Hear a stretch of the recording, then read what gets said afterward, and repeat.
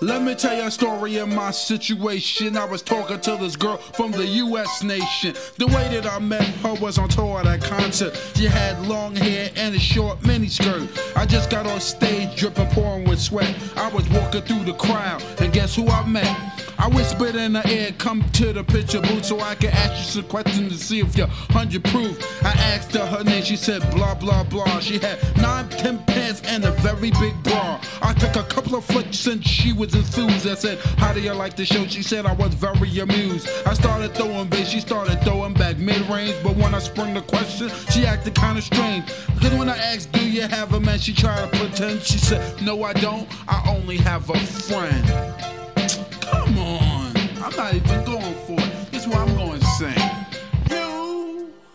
You got what I need, but you say he just a friend, and you say he just a friend. Oh,